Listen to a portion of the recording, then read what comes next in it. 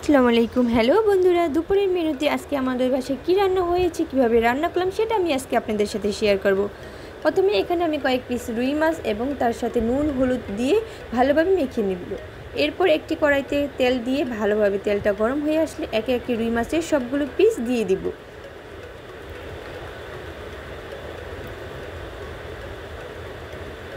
এরপর সবগুলো মাছ দেওয়া শেষ হয়ে গেলে যখন মাছের এক পিঠ ভাজা হয়ে যাবে তখন আমি অপর পাশটি উল্টে দেব এবং ওই পিঠটাও ভালোভাবে ভেজে নেব।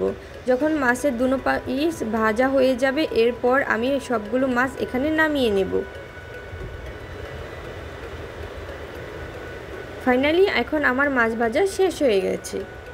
এখন আমি একটি পাত্র নিয়ে তার উপরে কিছুটা তেল দিয়ে পেঁয়াজ কুচি দিয়ে দিব। যখন পেঁয়াজ কুচি ভাজা হয়ে যাবে তখন আমি এর ভিতরে আদা বাটা, রসুন বাটা, সামান্য পরিমাণ পানি দিয়ে এর ভিতরে হলুদের গুঁড়ো, মরিচের গুঁড়ো, লবণ দিয়ে ভালোভাবে মশলাটা কষিয়ে নিয়ে যাব।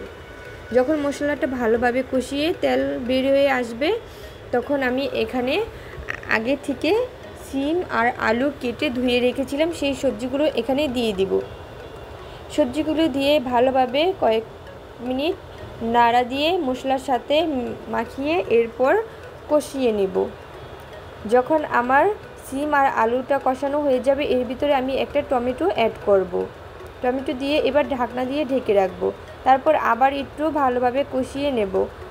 যখন আবার কষানো হয়ে যাবে তখন আমি এখানে পরিমাণ মতো ঝোলের জন্য পানি দিয়ে দিব এবং পানিটা দিয়ে একটা নাড়া দিয়ে ঢাকনা দিয়ে ঢেকে রেখে দেব। এখন ঢাকনাটা উঠিয়ে আমি এখানে আগে থেকে যে মাছগুলো ভেজে রেখেছিলাম এক এক করে সমস্ত মাছগুলো দিয়ে দিব তরকারিতে।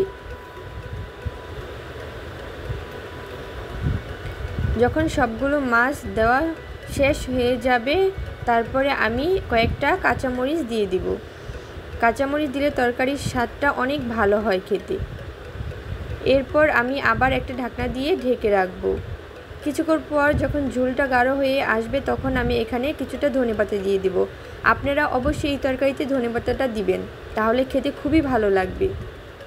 যখন ধনেপাতা দেওয়া শেষ হয়ে যাবে বাস কিছুক্ষণ পরেই আমি তরকারিটা নামিয়ে ফেলবো। এই তো ফাইনালি আমার তরকারিটা হয়ে গেছে। আজকে দুপুরে গরম ভাতের সাথে তৈরি হয়ে গেল মজাদার সিম আলু দিয়ে রুই মাছের তরকারি। ভিডিওটা কেমন লাগলো? এরকম ভিডিও পেতে অবশ্যই আমাদের চ্যানেলটা সাবস্ক্রাইব করে আমাদের পাশেই থাকুন।